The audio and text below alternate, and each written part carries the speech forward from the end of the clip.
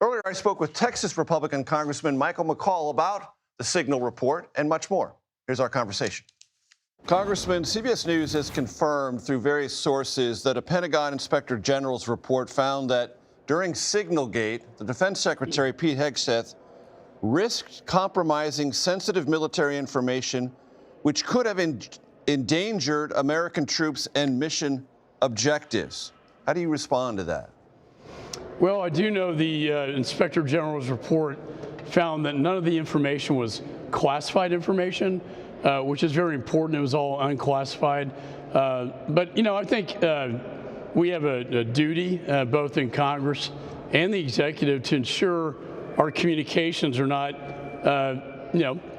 put like guys like you on the text so it gets out publicly. That's just kind of common sense. And, anytime you send troops into harm's way or you have naval vessels, shooting tomahawks in the country, you want to keep that as close to the vest as possible. I think, overall, I think the perception is it was a bit reckless, and the consequences were there. We know that my actually good friend Michael Waltz paid the price, unfortunately, but now he's the ambassador to the United Nations. So is it your understanding, Congressman, that it wasn't classified because in the moment the Defense Secretary declassified it, even though there's no documentation of that? I don't know about that, Major, to be honest with you. I'd have to look closer at the Inspector General's report. I do think it was pretty clearly stated, though, that it was not classified, and I know that the Secretary of Defense, now War, has testified to that, as has the CIA Director, Ratcliffe, and Michael Waltz as well. So you would put this up as a kind of rookie mistake? I think it was a little bit, it could have been done better, put it that way. Did it ultimately endanger lives? No. But in the future, I would have a better practice to go under to make sure these communications are secure so they don't leak to the public. You don't want to give the enemy advance warning of your intentions, especially a strike such as this one. You just came from a hearing at a subcommittee with Lindsey Graham on the fate of Ukrainian children. I'd like to ask you, what do you believe or what do you fear is happening in the Trump administration's continued conversations with Vladimir Putin about the future of the war in Ukraine? Well, what I've seen so far, and I was with the Ukraine ambassador yesterday, is that, Zelensky seems to be making all the concessions, willing to come to the table to negotiate. Mr. Putin is not making concessions. I don't know his willingness. I do commend the administration for seeking a peace agreement. I know that Ukraine would like to get there. The question is, will Putin be willing to do so? One of the topics at the hearing today that I testified about were the 20,000 Ukraine children abducted and indoctrinated against their own country by the Russians, by the Russian Federation.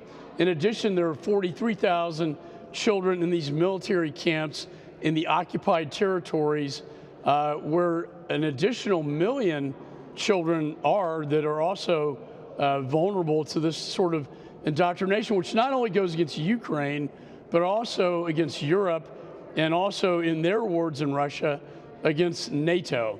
So you have to ask yourself the question, are they going to be content with the Donbass and the land bridge to Crimea, or do they want more? I think history would be a great judge here that, like most dictators, they want to go farther. I want to talk to you about Venezuela and back again to the Secretary of Defense, Pete Hegseth. In a column today, George Will in the Washington Post wrote the following: Defense Secretary Pete Hegseth seems to be a war criminal without a war, an interesting achievement. The killing of survivors, I continue to quote George Will, by this moral slum of an administration should nauseate Americans. A nation incapable of shame is dangerous, not least to itself. How do you respond to that? Well, I admire George Will. Here's the way I see it, right? On the policy level, I know as former chairman of Homeland Security and Foreign Affairs that when you secure the land border, as we have now, and we provided the deterrence, that the maritime border becomes very important and essential, because then they'll go to maritime.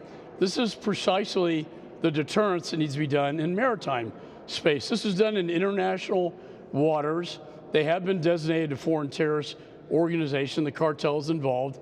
And so from a War Powers Act standpoint, I do believe Article 2 self-defense provides the constitutional authorities. If there's an invasion in Venezuelan waters or land territory, that would be a different question that would, I think, invoke the War Powers Act. But at the end of the day, the policy of stopping ships with poison coming in to kill Americans is a good policy. I think it's been a little bit mismanaged in the messaging.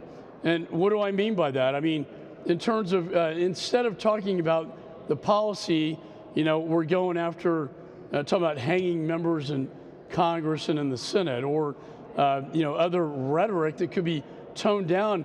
I think the administration is very solid on the policy piece if they would just stick to that argument. What about this reporting about September 2nd strike, 2nd, 3rd, or possibly 4th, in which survivors clinging to some wreckage were killed? Many regard that as not only a violation of Pentagon standards, but possibly the Geneva Convention itself. Well, we're not a signatory to the law of the sea treaty. Having said that, though, Major, you're hitting on a very important point here. A lot of this could be managed better and could be avoided if Congress was better briefed and informed on the issue. To my knowledge, only the Armed Services Committee has been briefed on this issue. The Foreign Affairs Committee has not been briefed on this issue, both House and Senate. And you know, many times when things like this happen, we have an auditorium-wide SCIF briefing with all the members of Congress in a classified sense to hear from the administration. That would be my strong recommendation in this case. Texas Congressman Mike McCaul, always a pleasure, sir. Thank you. Yeah, thanks for having me, Major.